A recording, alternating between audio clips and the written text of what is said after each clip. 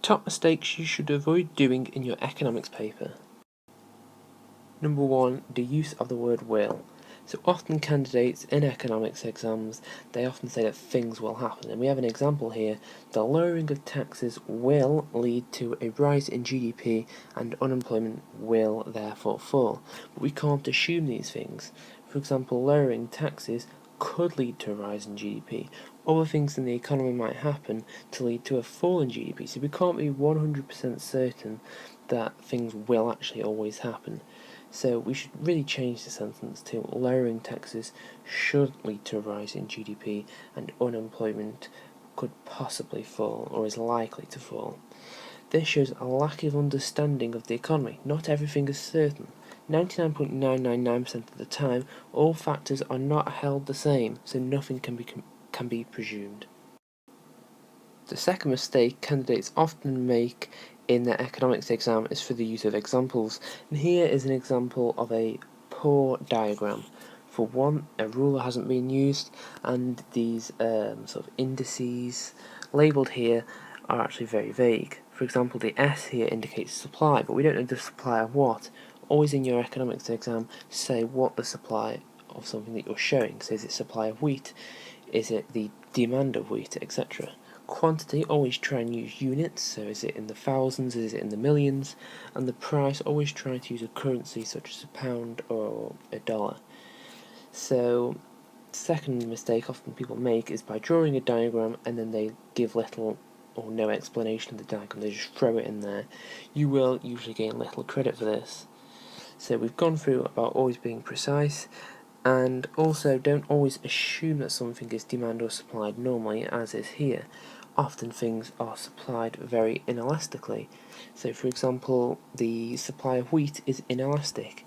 If demand for wheat goes up, not a whole lot of wheat can be supplied because it takes a long time for that wheat to actually grow. So you need to consider elasticities when drawing your supply and demand curves. Try to avoid rambling through large blocks of text. Often a lot of candidates see a question and then they go off on a large tangent about things that generally interest them, but they aren't actually answering the question.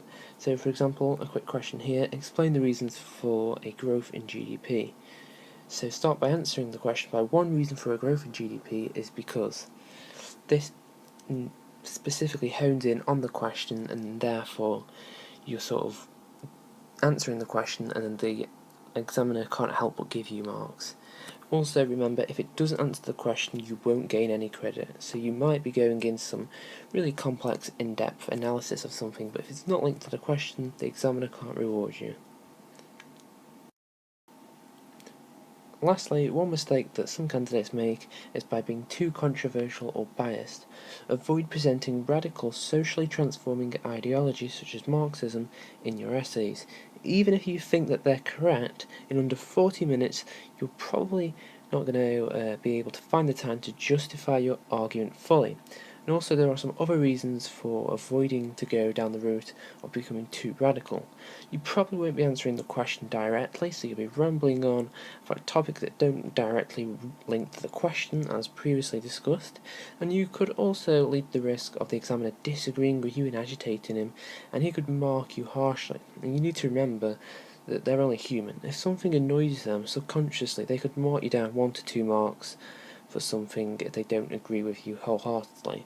So always try to give both sides of the argument. You probably haven't considered your argument fully. Remember, you're only an A-level student, you're not a PhD researcher, so don't try and get too ahead of yourself by proposing theories that are well ahead of your level. Thanks for watching this video. Please hit the subscribe button if you have enjoyed this video, it's helped you, and stay tuned for more economics tutorials on A-levels, GCSEs and degree.